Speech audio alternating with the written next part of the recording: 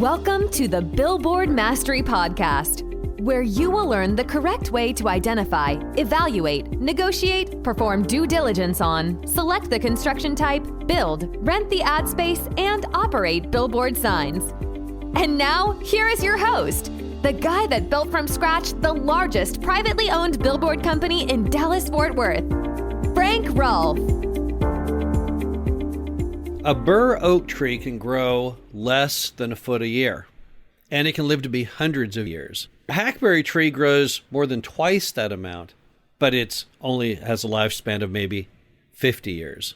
In fact, you find often repeated in nature over and over, and also with economics, that really strong things grow slowly. Now, why is that? Why can't we have fast rates of growth and strength? The problem is that it takes time to season a lot of the things we do.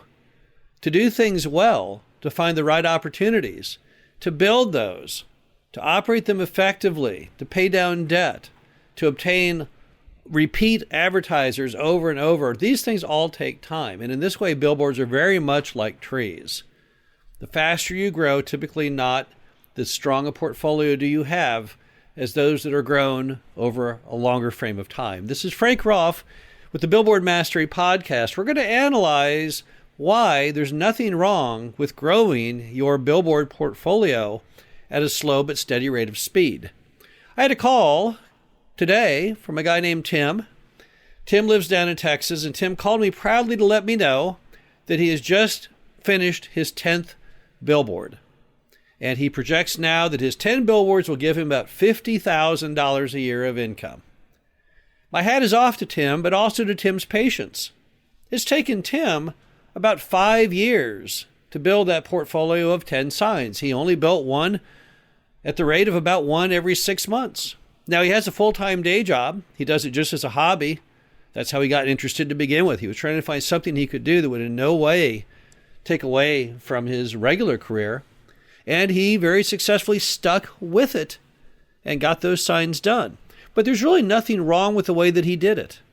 If you really look at it, those early signs that he built, 5 years later, virtually had their debt paid off, if not already fully paid.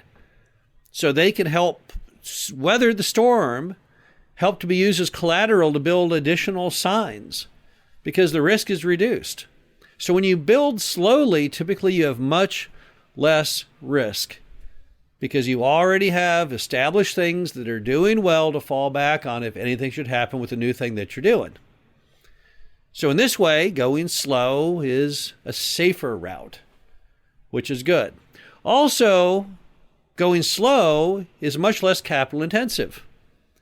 If you've only got X dollars to spend and you save at a certain rate, then if you build slower, well, then you will not outstrip your capital nearly as quickly.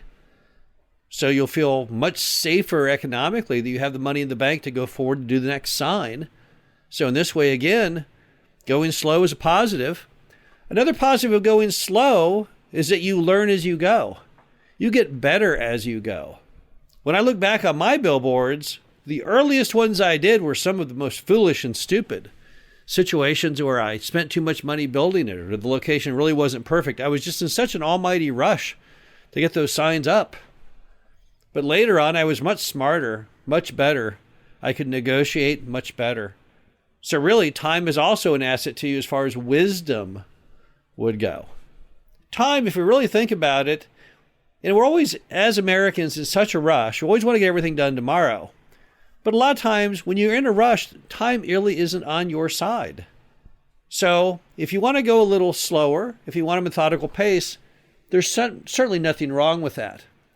Also remember that those slow-going trees, the ones that only grow a matter of inches per year, in those big, big storms they have, and the big tornadoes, things like that, those are the ones that survive.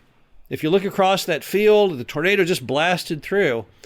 The trees that are still standing, fully intact, are those older, slow-growing trees like the bur oak. You know, there's an oak tree in Canada that's 150 years old. It's documented, and it's only 4 inches tall.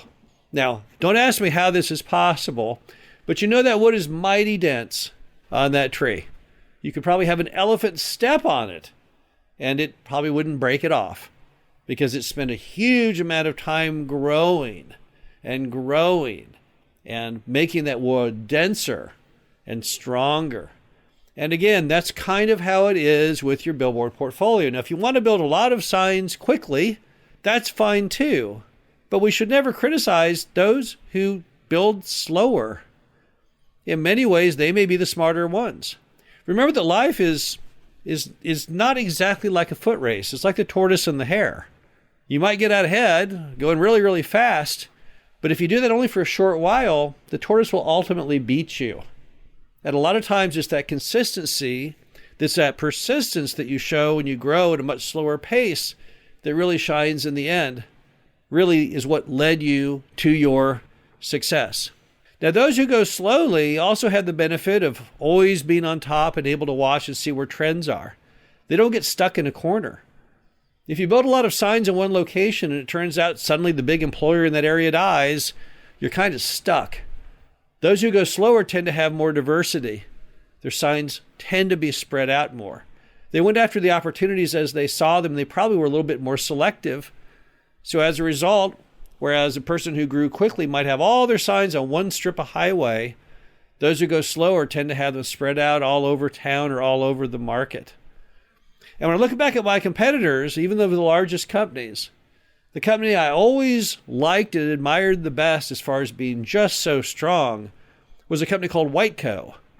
They were an old company dating all the way back to the 1920s. They started out building wooden signs along the highway, typically for Holiday Inns. And they just kept methodically building. Now, there were other sign companies out there that grew real fast. They were just slapping signs up everywhere. A company called 3M back then, man, they had that monopole building equipment out there on the road. They were just building every day.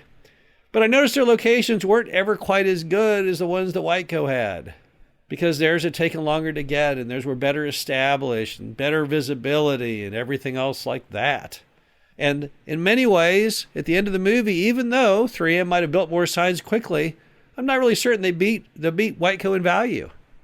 So the moral to it all is there's certainly nothing with going slow and steady and persistent. If you can build a really knockout portfolio of 10 signs like Tim did, I'd rather have Tim's 10 signs than a poorly thought out, rapidly built, thrown together concoction of 50.